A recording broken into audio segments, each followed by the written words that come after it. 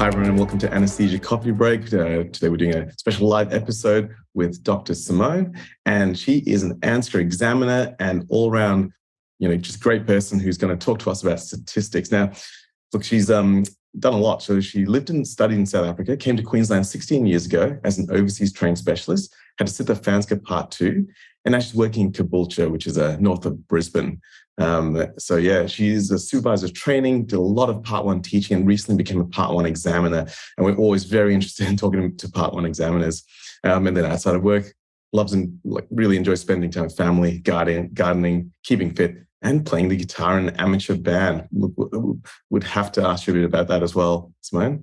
This is going to be an interactive session. Now, like everything, we think asking questions and interactivity is just the key to learning, especially in this kind of format. And, we don't care if you give a great answer or an answer you wish you could have changed, because we're all learning here. And I guarantee you that, even Stan and I, if we would be asked some of these questions, we would love to learn from it as well. So thanks very much. And I might hand it over to you, Stan, quickly before we get on to the PowerPoint. Oh, yeah. Thanks, Lara. Look, I just want to say thank you so much to Simone. Simone actually reached out to me a couple of months ago with regards to coming on and discussing some really esoteric topics that I think trainees find really challenging. And I think what resonated with me was that she was able to present these in a very concise way. And I think this is the really exciting thing for trainees out there, because they get quite scared with how specific these topics are. And I think to have someone like yourself, Simone, come on and, talk about it in a way that I think we can all sort of digest it in an hour, I think is amazing. So thank you so much, Simone. And I'm going to hand it over to you. Okay. Thank you, Stan and Lahiru, for the kind introduction. Short disclaimer, I am not a statistician. I'm not an expert. I don't know all the answers. I was once a struggling registrar trying to come to terms with stats for my Part 1, decided to just get it over and done with, get my head around it. And that just grew bigger and bigger, that I started helping other people, and I've been teaching it for a while. So I hope within the hour, you will all walk away understanding what you need to know for the ANSCA primary exam as far as statistics goes. What I can guarantee is you will all be sick of 2x2 tables by the end of this hour, but hopefully you'll never forget them. Okay. So the learning outcome, as you would know, for the primary exam is to describe the features of a diagnostic test, including the concepts of sensitivity, specificity, positive and negative predictive value, and how these are affected by the prevalence of the disease in question. So I'm going to cover all the things that are highlighted on the screen there, and I'm going to throw in a couple of extra things that are just so intricately related to sensitivity and specificity. I think they're still fair game, even if they're not named in the learning outcome. So it's all about diagnostic tests. Somebody out there now, I can't watch my screen and see all your videos, but some of the names that I heard in the beginning, James, do you know what a diagnostic test is and how does it differ from a screening test? So a diagnostic test is designed to confirm if the patient has the disease, based on if they're like a high probability. So you want it to have a high sensitivity, whereas a screening test, you want it to have a high specificity, because it screens a lot of people. Some of them may not have the disease, I think, but that's my vague understanding. Okay, so your understanding is there, but just switch it around the other way. So the diagnostic test is the one that's got a high specificity. That's the one that actually tells you if someone's got the diagnosis, or to help establish the diagnosis. Whereas the screening test has a high sensitivity, and you'll understand all these terms in a while, and is usually applied to asymptomatic patients. So I see the screening test as casting out a big fishing net. You're casting it out blindly into the water. You don't know what's there. You want to pick up as many fish or as many positive diagnoses as possible, but you've no clue what's lying out there. But that comes at the cost of a few false positives. You're going to pick up a few old shoes along with all those fish. An analogy I often use is HIV testing. Having studied in South Africa, HIV was rife.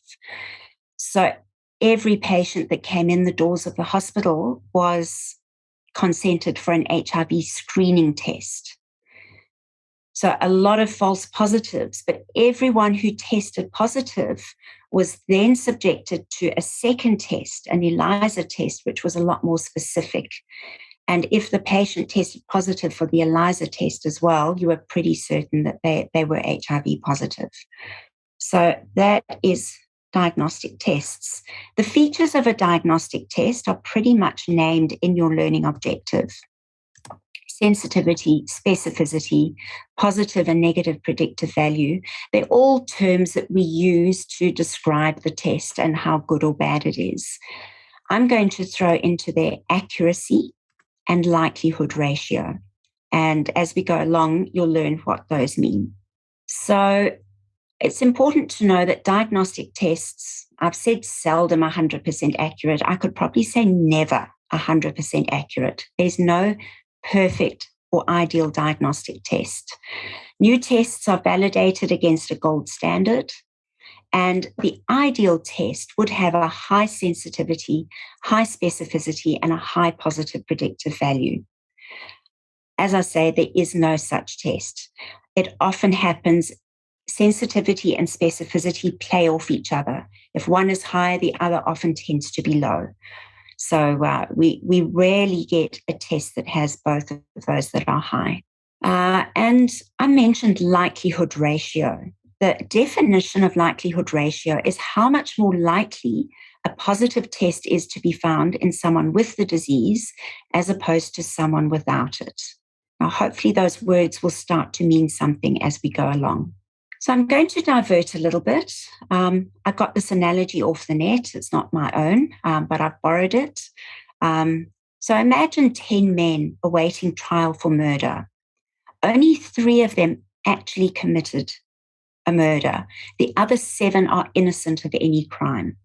The jury hears each case, finds 6 of the men guilty of murder. 2 of the convicted are actually murderers and 4 are wrongly imprisoned, and 1 murderer walks free. So we can illustrate the outcome of this jury in a 2x2 table.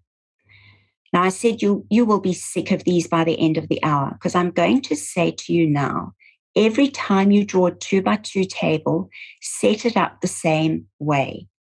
You might think you know your way around 2x2 tables, but you will be surprised. Every time you're under pressure in the exam, you're going to get mixed up. Sensitivity, specificity, which one is in which column, how do you work it through? People get so flustered and back to front.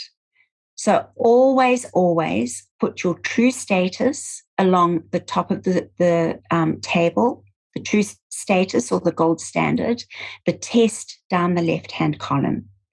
Always put the positive status first, negative status second, positive test first, negative test second. Always do it the same way and you won't get confused. So we said, I'm going to flip back and forward between slides here. We said that the jury correctly identifies 2 in every 3 murderers. So the true murderers are down your first column here. So 2 were rightly convicted.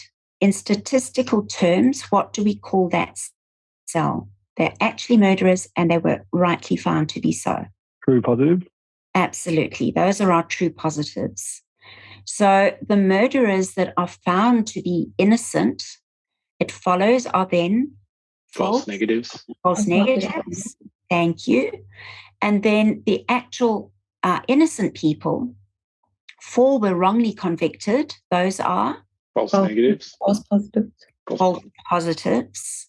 So they're innocent, but they were found to be guilty. So a positive finding was there, but it was wrongly so. So false positives. And then in the bottom right cell, we have got the correctly acquitted innocent men. And those are our true negatives. True negatives. Absolutely. So 5 times out of 10, this jury got it right. You agree? That is the accuracy. All the true positives and true negatives out of the total is the accuracy of the test. So this jury gets 5 cases out of every 10 right if they perform at the same every time. I wouldn't like to take my chances with this jury with a 50% chance of a correct conviction. How would we work out the sensitivity of the jury? The true positive divided by the true positive plus the false negative. Correct. So that is down the first column. So your sensitivity is your true positive rate. So out of all those that are actually positive, how many were true positives? I won't ask every step of the way because it then follows that our specificity is going to be our true negative rate. So that is working down the second column, all the true negatives out of all the innocent men. So that would be 3 out of 7 would be our specificity. Let me ask somebody different. Harrison, how would you work out the positive predictive value of this? So I think it's a true positive rate of positives. So true positive over true positive plus false positives. Correct. So going across the table. Yes, you're going across the table in the first row. And then the negative predictive value? Just the next row down, but always having the true on the not numerator. So true negatives over false negative plus true negative. Correct. Okay. So that is our introduction to 2x2 tables and working out sensitivity and specificity, positive and negative predictive value. So that's what a generic 2x2 table looks like. And I'm going to repeat it several times. True status or gold standard across the top, positive status first, negative status second, and the test outcome down the left-hand side, positive first, negative second. Hey, Simone, can I ask you a question? Yes, sure. In the exam, would they ever, do they use this as a standard of having these columns like this, or would they sometimes change it around so you'd have to reorder for your own purposes? They would never do it to trick you. Often if there's something to be drawn, they'll give you some axes or a blank table or something just to save time. I have asked this in the exam, and some people will do it the other way around. And if they get everything correct, that's okay. I've just seen so many people fall to pieces because they switch everything around and then they're trying to work sensitivity down the column and Yeah, no, that sounds great. keep everything on track. Beautiful. Okay. So we've mentioned what sensitivity is. It is the true positive rate. It can also be described as the proportion of correctly diagnosed positives or the ability of a test to avoid false negatives. If I flip back to my 2x2 table, we said that we work sensitivity down the first column. So the flip side of sensitivity in that column is the false negatives.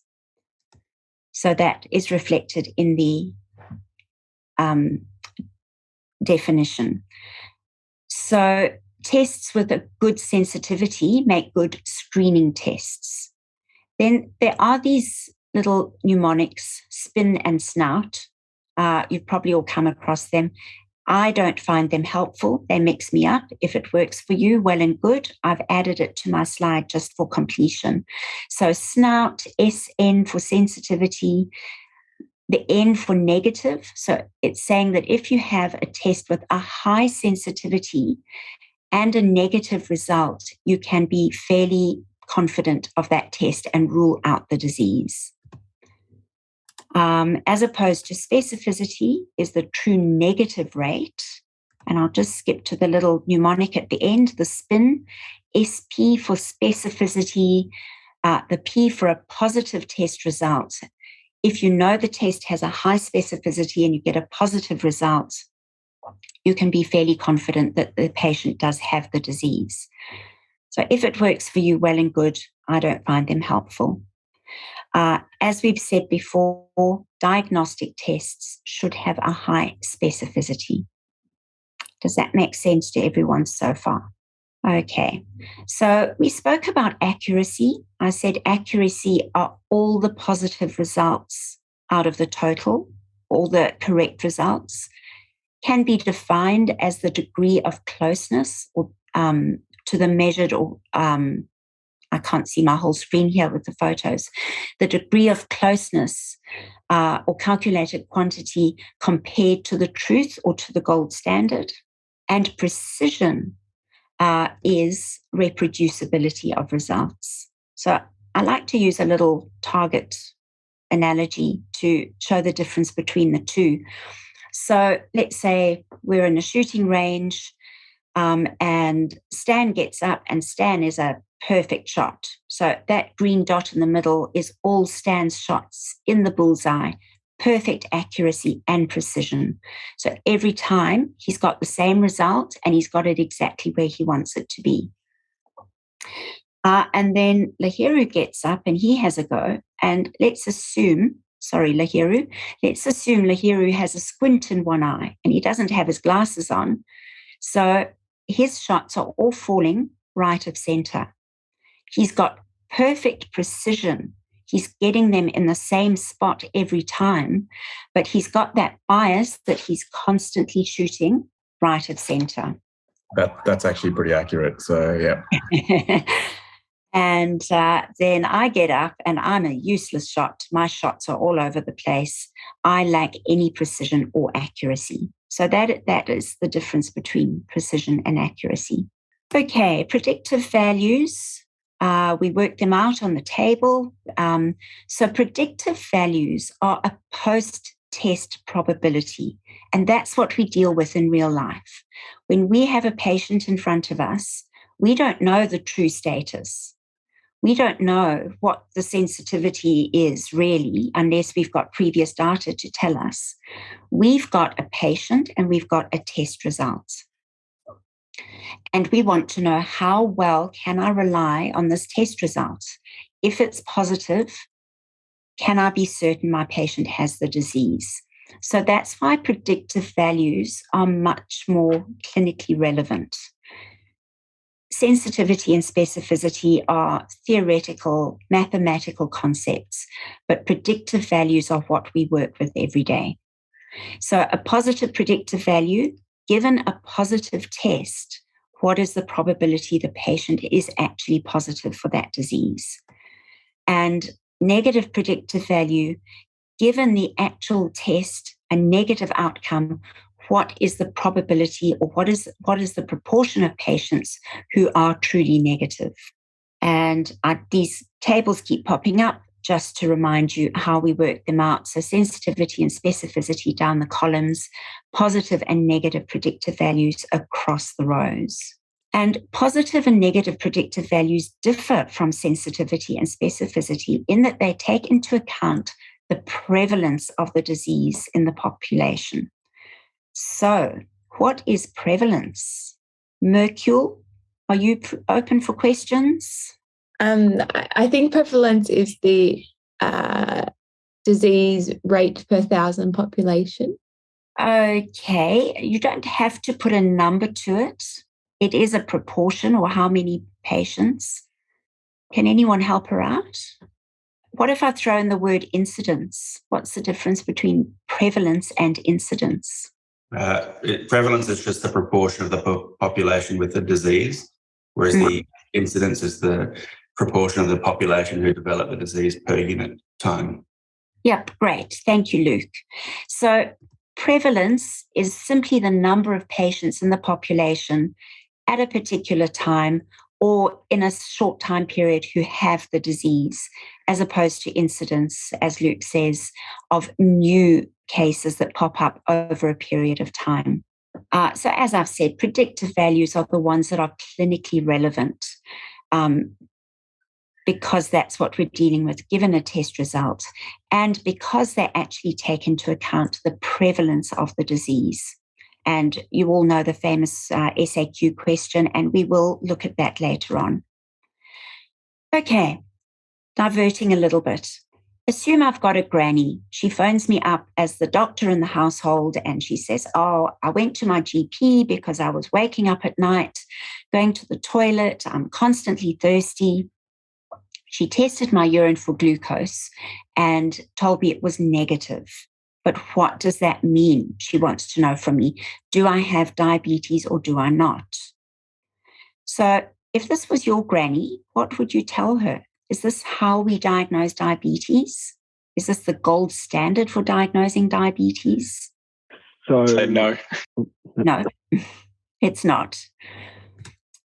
So the gold standard is a glucose tolerance test. So what is a gold standard? A test with a high specificity? Not quite. Just in normal English. Don't try and use stats talk. What does a gold standard mean? A test that would give reliable results? Yes, pretty much. So it's something we can rely on. It's the best we've got. And it's used as a reference standard that can, as a test, can perfectly distinguish disease from non-diseased patients.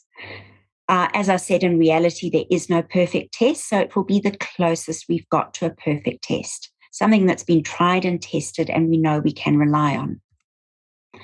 So we can do a 2x2 table and compare urine glucose as a test compared to the glucose tolerance test. How does it compare for diagnosing diabetes? So yet again, I'm going to say the gold standard, all the truths across the top, test down the left. Positive first, negative second, positive first, negative second. So assume we've got a population of 1,000 patients.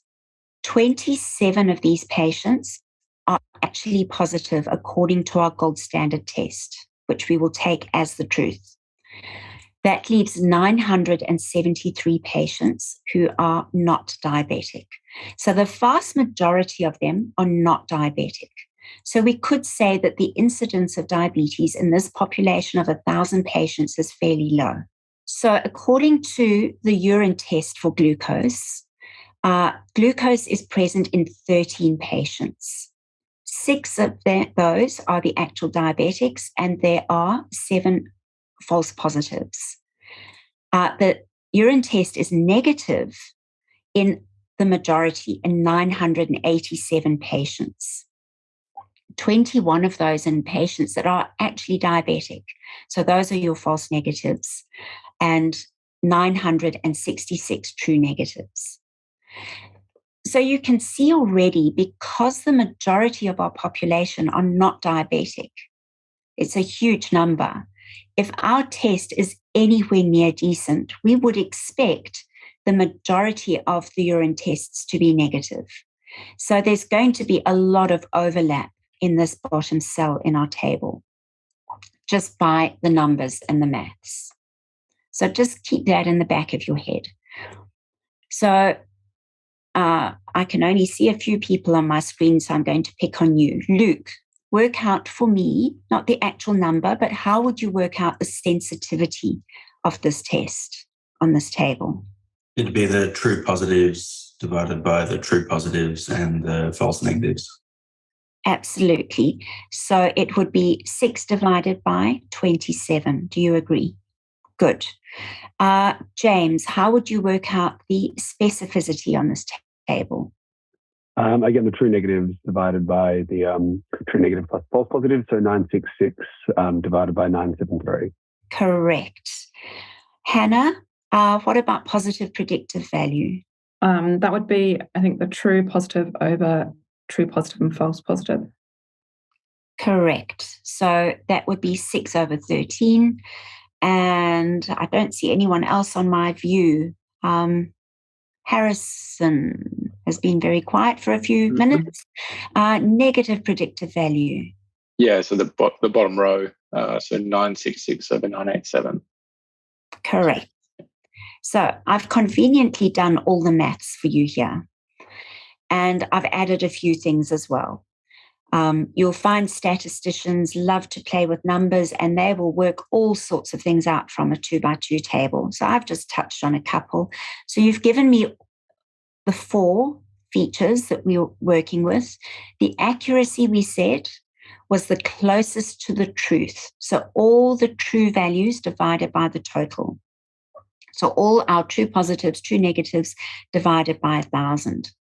So according to this table, we've got a very poor sensitivity down in the 20%, a very high specificity, a very average positive predictive value, and a very good negative predictive value, and an overall accuracy that looks really reassuring, 97%.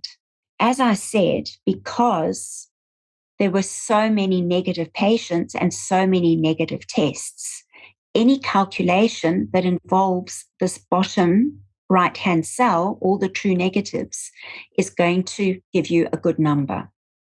Hey, Simone, I love these situations where you get large numbers of negative patients, so the accuracy seems big. The next table where you compare it with a coin flip. Oh, yes. Yeah, when you've got a 50% chance either way, then you can definitely see the difference. Yeah. Now, on this table, I've also worked out the likelihood ratio for a positive and a negative test. Now, the definitions for a likelihood ratio for a positive test, or not the definitions, the equation, sensitivity divided by 1 minus specificity. And there's some numbers there. I know they mean nothing at the moment. Likelihood ratio for a negative test is 1 minus sensitivity divided by specificity. So what does that actually mean? What is this likelihood ratio? So likelihood ratio looks at 2 things. It's very good for telling you how useful or how good a diagnostic test is, and for comparing diagnostic tests, and also how likely it is that a patient that has the disease and the positive test, how likely is that to happen together? So the likelihood ratio of any positive clinical finding is the probability of that finding in somebody with the disease divided by the probability of that same finding in someone without the disease. And there is our equation, just in words. Probability of the finding in someone with the disease divided by the probability of that finding in someone without the disease. Now, the probability of a finding in someone with the disease is, what is that in other terms? They've got the disease, they've tested positive. True positives. True positive, absolutely. And we know that our true positive rate is our sensitivity. So the top line of that equation is actually sensitivity. The bottom line of the equation, the probability of that same positive finding in someone without the disease, is a false Positive. And if you remember our 2x2 table, false positive was the flip side of the specificity column. So specificity was the true negative rate. And I think there we go. I've got a table here conveniently. We worked specificity down the right-hand column. We said that specificity was the true negative rate. So within that column, the other half, 1 minus specificity, is your false positive rate. Makes sense? Okay, so going back to our likelihood ratio, we agreed that above the line is the same thing as sensitivity. Below the line is 1 minus specificity, which is our false positive rate. So given a positive test result, the likelihood ratio for that test is worked out as sensitivity divided by 1 minus specificity. Similarly, given a negative test, we switch things around a little bit. If somebody tests negative and they've got the disease, that is what? A false negative? False negative, absolutely. Going back to I have to go the other way, going back to our table, we work sensitivity down the first column. False negative is the flip side in that column. So false negative rate is 1 minus sensitivity. Okay? So we've got 1 minus sensitivity above the line. The probability of a negative test in someone without the disease is our true negative rate, which is specificity. Okay. So I know it probably still doesn't mean anything, but that's what those equations mean. Likelihood ratios. Now, likelihood ratios can be any number from 0 to infinity. There's no negatives. They argue, if they're above 1, they argue for the diagnosis of interest. In other words, a positive test greater than 1 is telling you, yep, this test is fairly reliable. It's telling you that this patient has the disease. The larger the number above 1, the more you can rely on that test, that it is a true positive. Likelihood ratios less than 1, so decimal points, argue against the diagnosis. The closer it is to 0, the less likely the disease. The closer either way it gets to 1, it's getting close to Lahiru's flipping the coin. If you've got a likelihood ratio of 1, it's just by chance. The test has no value whatsoever. So a bit of a busy slide showing a table of likelihood ratios. So values between 0 and 1 decrease the probability of the disease. The further away they get from 1, so the smaller the value for a negative likelihood ratio, the greater the decision against the disease. Whereas if it's greater than 1, the larger the number in a positive test, the more reliable the decision for the disease. Okay, is that making any sense? So a positive likelihood ratio is telling you if you've got a positive result and it's a large number, you can be very confident in that diagnostic test that this is a true positive. A likelihood ratio for a negative number describes how the probability of the disease shifts away from the possibility of that disease being present. The further away it is from 1, the more confident you can be that that patient does not have the disease. Okay.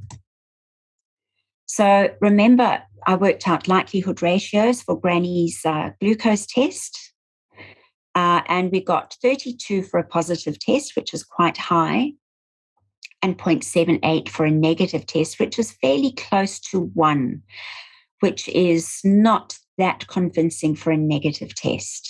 Strangely enough, and I'm not going to go all the way back to that table, our specificity and our negative predictive value looked quite good. Now, that is where my stats knowledge actually cannot explain why the specificity and negative predictive value made it look excellent, that if you've got a negative test, it's really reliable. But according to the likelihood ratio, for a negative test, it's nearing 1. So it doesn't inspire that much confidence. What I can say is that likelihood ratios are great, but they are only as good as the original test that created the sensitivity and specificity values that we use to work it out.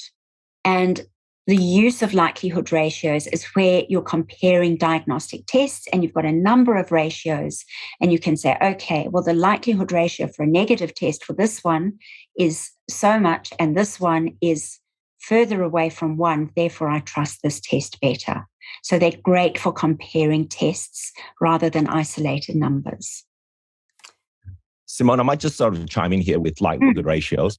I think that the understanding actually comes from if you are into horse racing, like myself, there's a difference between there's a difference between probability and odds. And I think this is where people get confused, is that they think that the likelihood ratio is just a multiplier of the original probability of having the disease or not having the disease. Whereas where I think it gets really complex, and I don't think anyone needs to understand this in terms of this depth, but you actually need to change the original probability of whatever you're looking at into odds. And then after the odds, you multiply that by the likelihood ratio, and then you get a post-test odds, and then you change those post-test odds back into probability.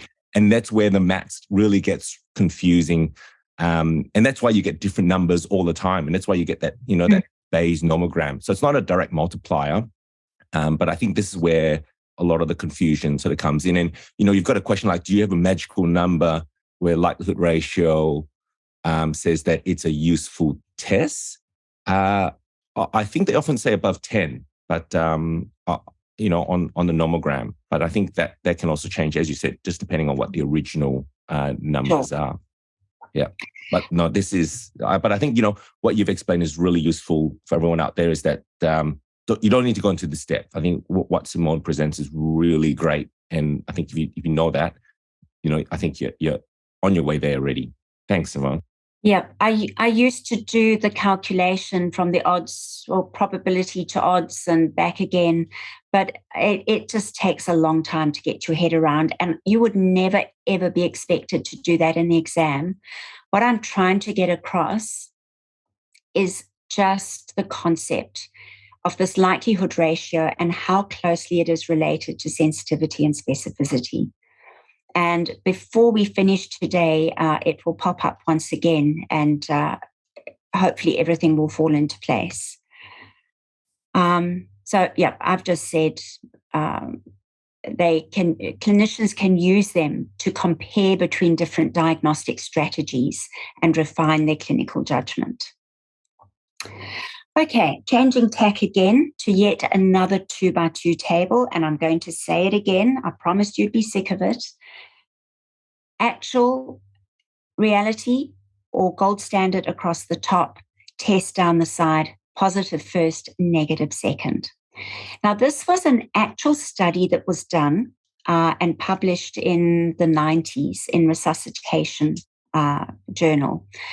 And they were looking at the ability of a pulse check to diagnose cardiac arrest. And I believe this study actually had some sway in the way we teach people to do BLS nowadays, because we've stopped asking people to waste time feeling for a pulse check.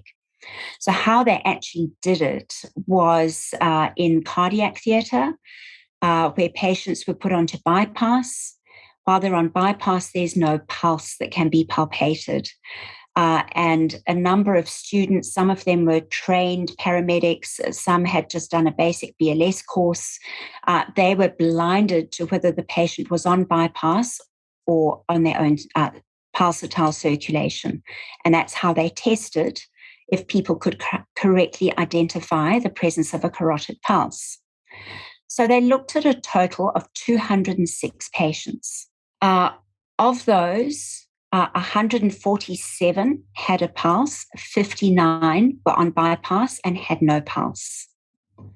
They got people to come and feel the carotid pulse. 81 correctly identified the presence of a carotid pulse.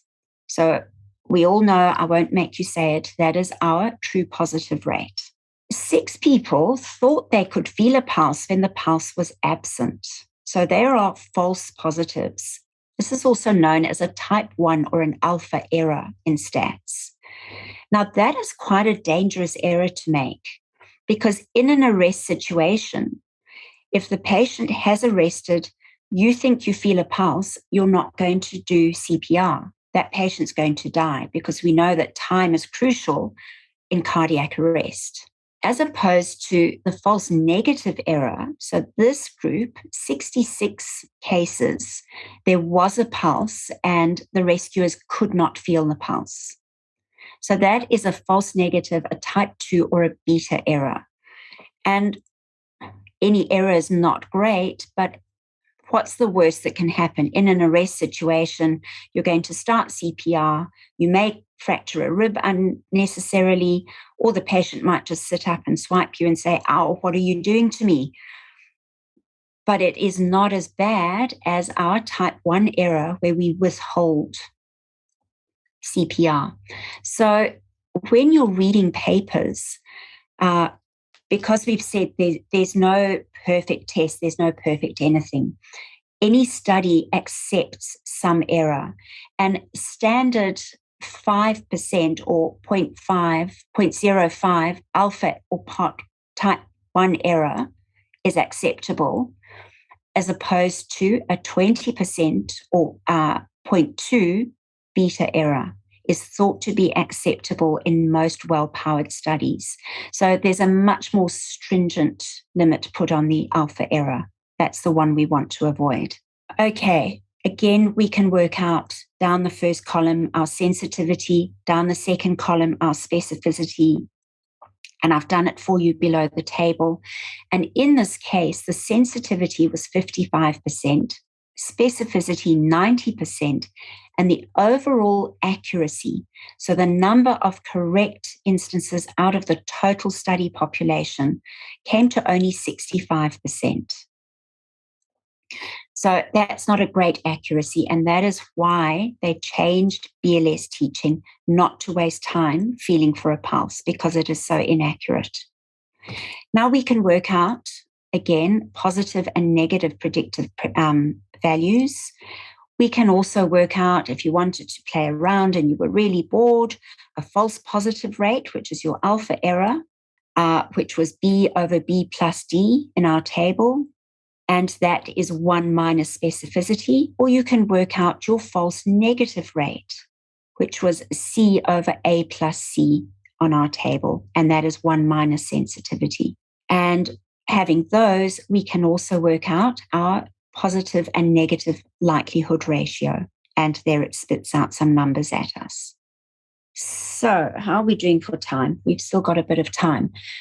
Here's an example that I like to throw at my trainees and make them work some stuff out and see if they really understand their way around these calculations. You would never need to calculate anything in the exam, so don't stress.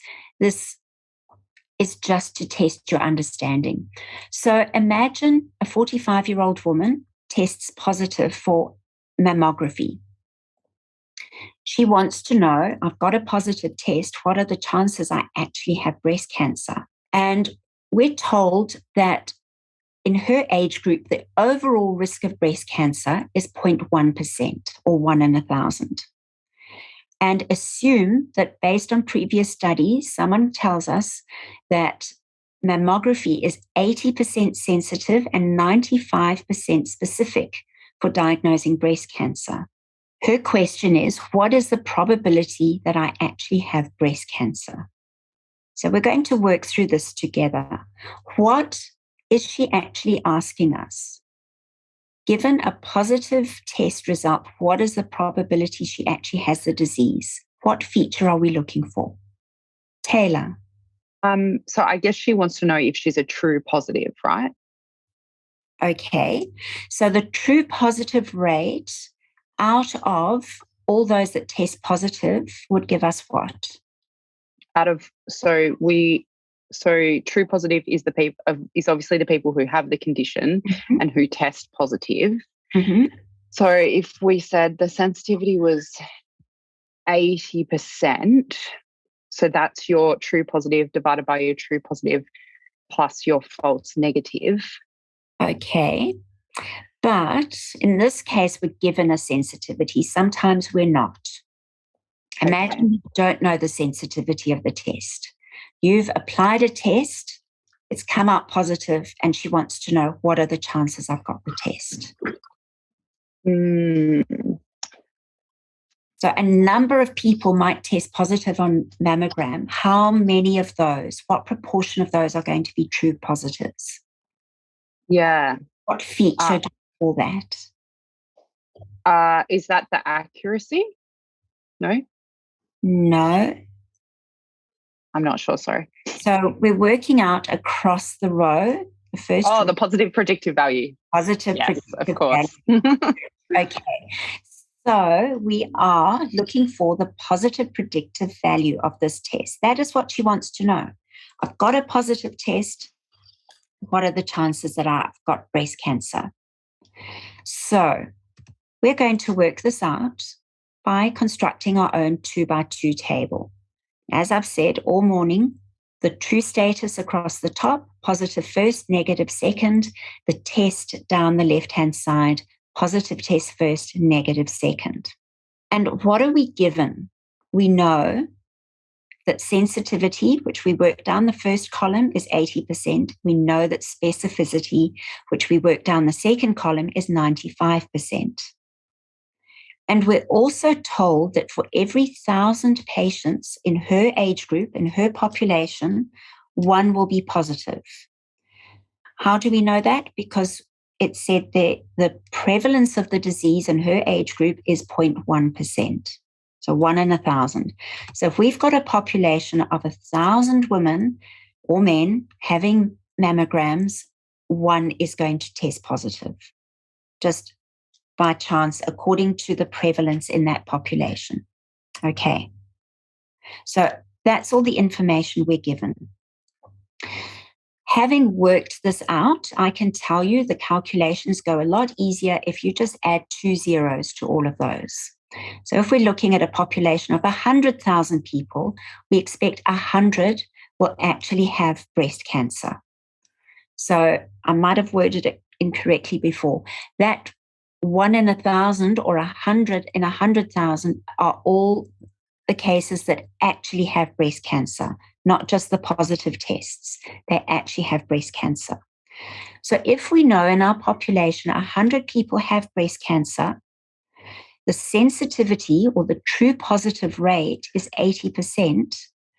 Can we fill in our true positive cell in the table? Sure, it's going to be 80. That means that working down that same column, our false negatives are going to be 20 by simple maths because they have to add up to 100.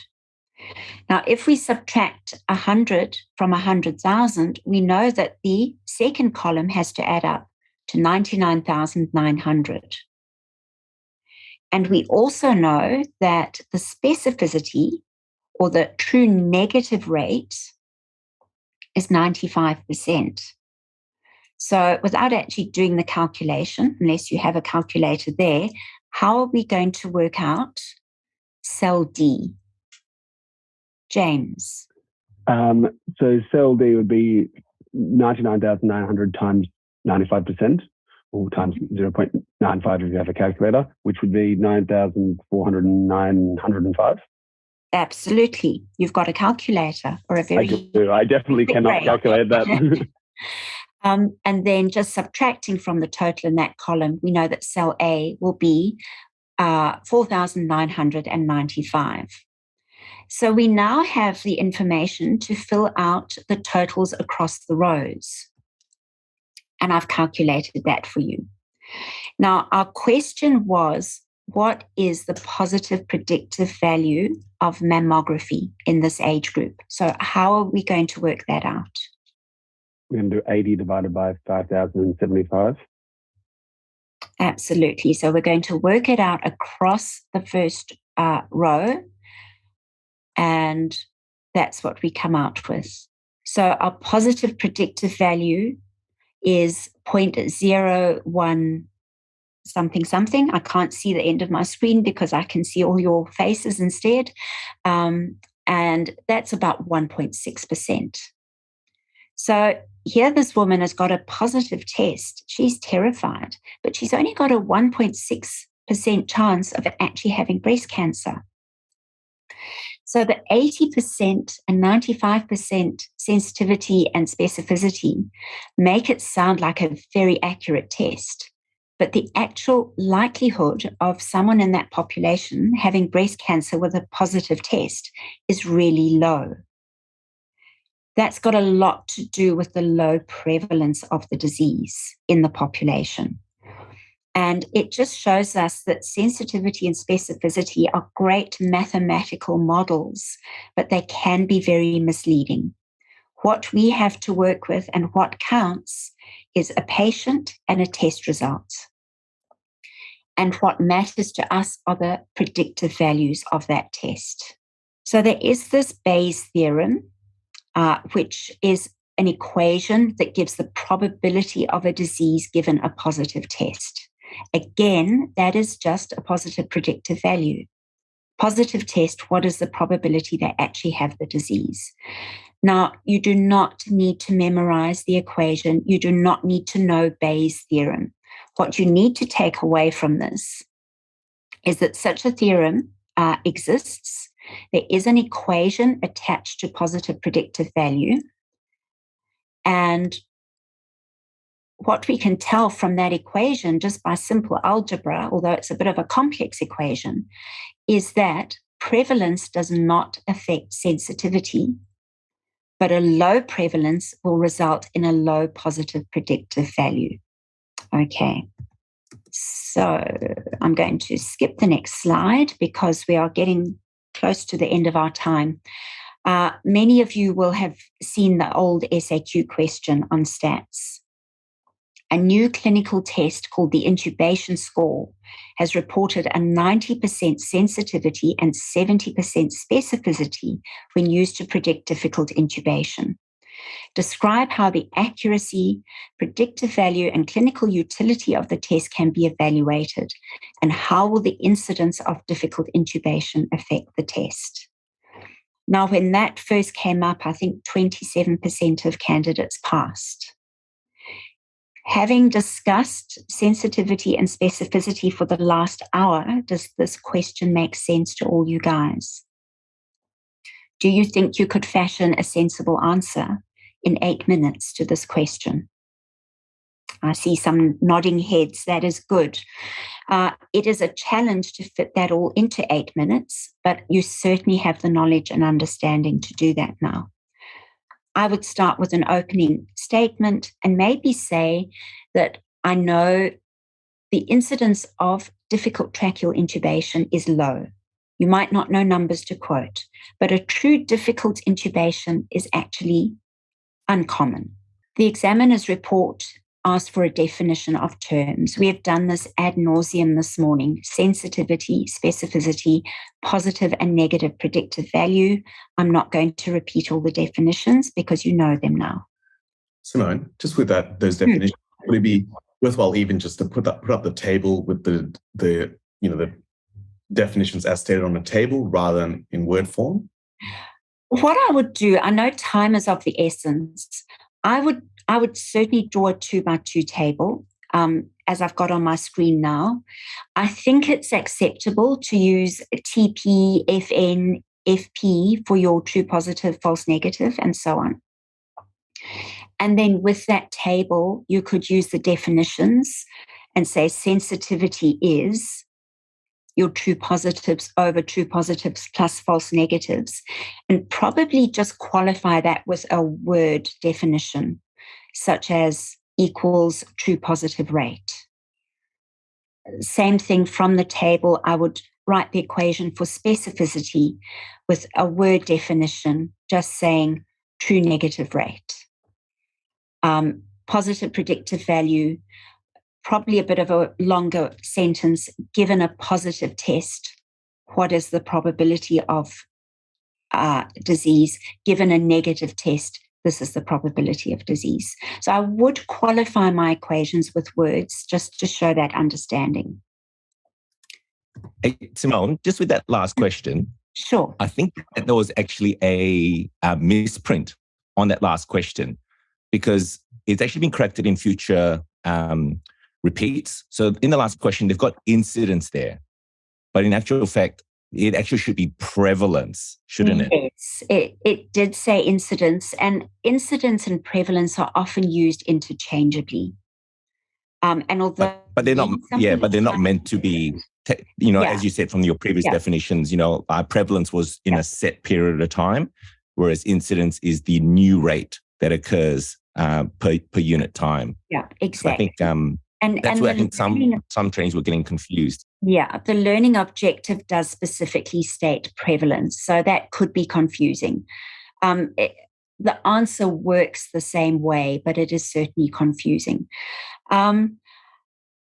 I would not expect anyone to reproduce Bayes' theorem in their answer.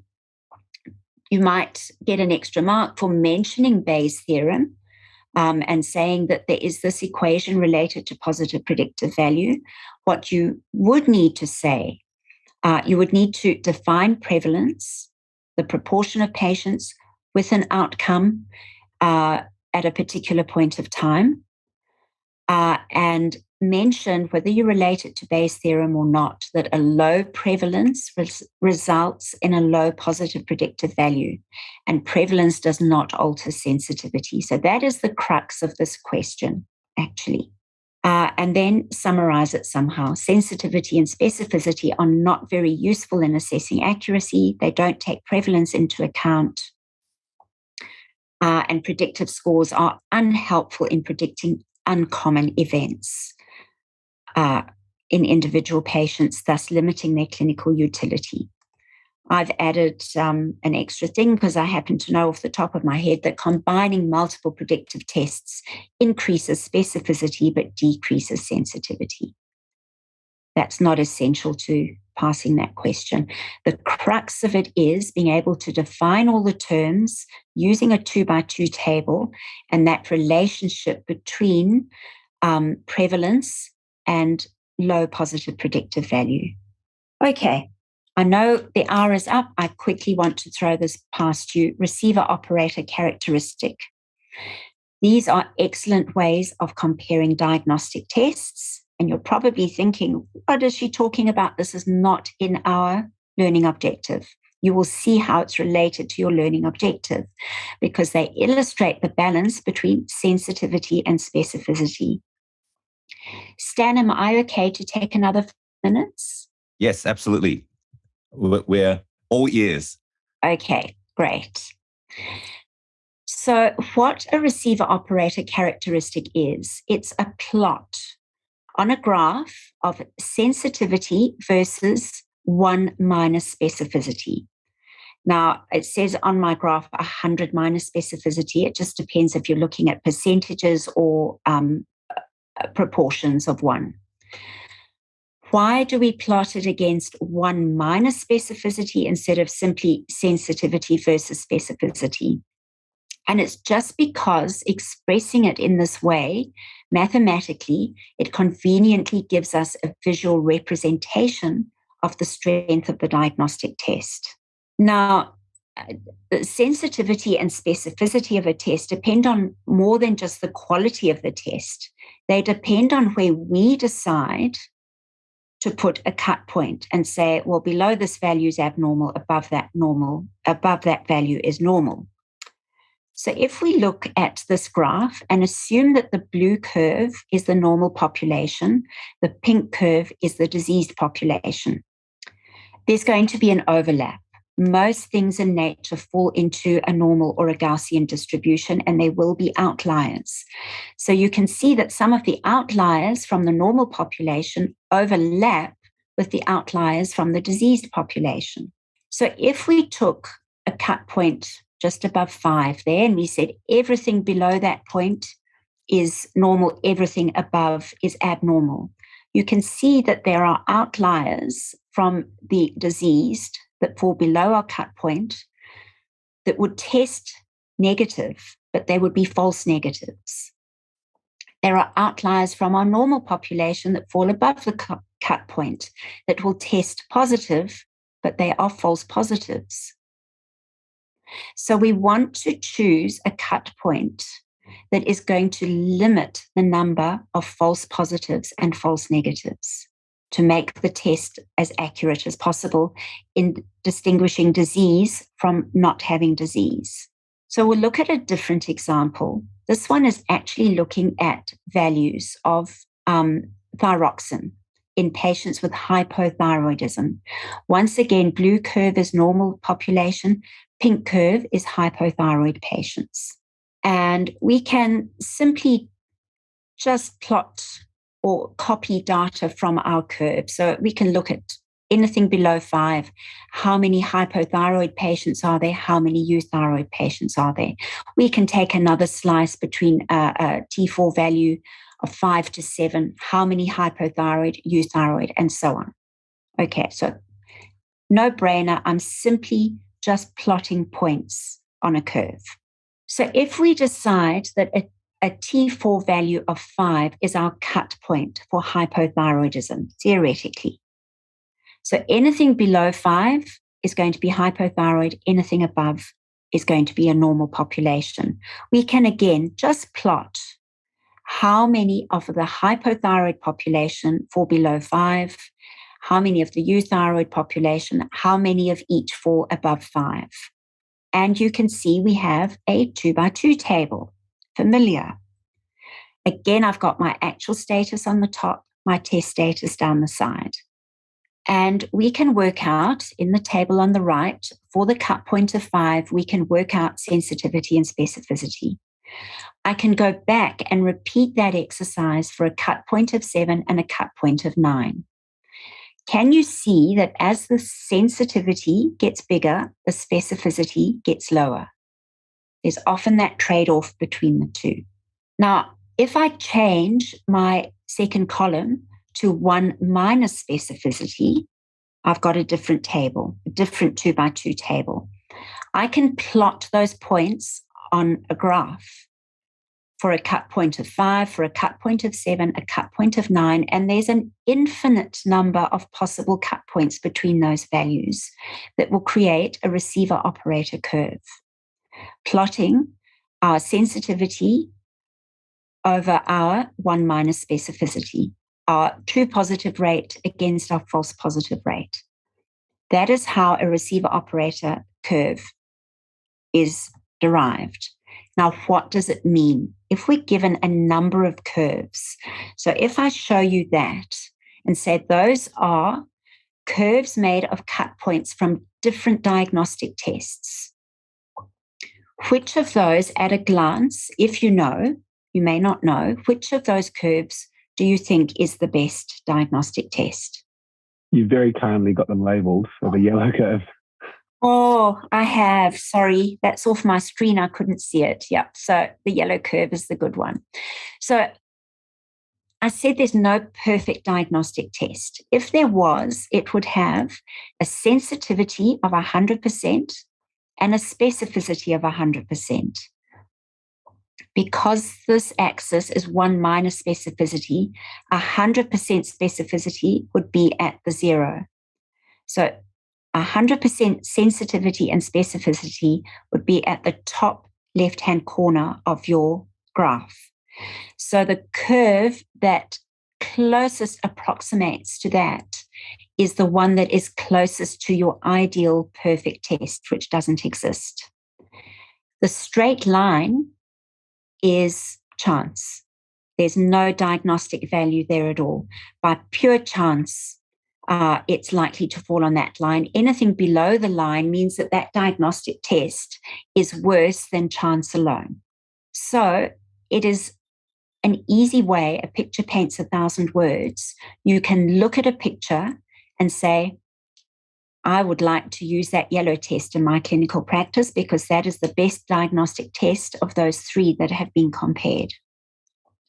Now, just to wrap it all up, if you remember your high school maths, if you were to take a tangent of one of those curves at any point, it's going to be the difference in the y-axis over the difference in the x-axis. It's going to be sensitivity over 1 minus specificity. Does that ring a bell? What does that equate to? Positive likelihood ratio? Absolutely. So your receiver-operator curve is a graphic representation of likelihood ratios. And both of them are ways of comparing diagnostic tests. And both of them are related to sensitivity over 1 minus specificity. So that is all I've got for you today. Thank you for bearing with me. I hope it was helpful. I hope it was memorable and you won't have to go back and study stats again. Questions? So much, Simone. That was absolutely amazing going through all of that. That was, and it's so efficiently as well. Hey Simone, so with the receiver operating curves, would you try to incorporate that concept into the Mellon-Party score? Because it is for continuous variables, and Mellon-Party score only goes from 1 to 4. So would you try to include those ROC curves into the Mellon-Party score difficult intubation short answer question? I wouldn't, because I don't think time allows. I think you've got your work cut out just to draw your 2x2 table, define your curves, and talk about that relationship between prevalence and predicted values. I would only use the likelihood ratio or the ROC curves, I think, to compare different diagnostic tests. So I think it falls a little out of the scope of the question. If you had time and you were that brilliant, you might score a couple of extra marks, as they say in the examiner's reports. There's no extra marks. It's just getting closer to a 5 out of 5. But I don't think it's necessary. I wouldn't attempt to do that in that question. Hey, so thanks again, Simone. Really, really helpful. Pleasure. I see lots of thank you messages coming across in the chat. And a great robust discussion in the chat as well. So that's great. So everyone, thanks very much for listening and watching. Please share this with anyone who might be interested, because stats is ultimately quite interesting when you get down to it. And we'll see you again next time. Thanks a lot. Now, what's new with ABCs of Anesthesia is that we're forming a whole bunch of very comprehensive courses for every stage of your anesthetic journey, from medical student to procedural skills, from foundations in anesthesia, as well as really important exam lectures and clinical anesthesia courses as well.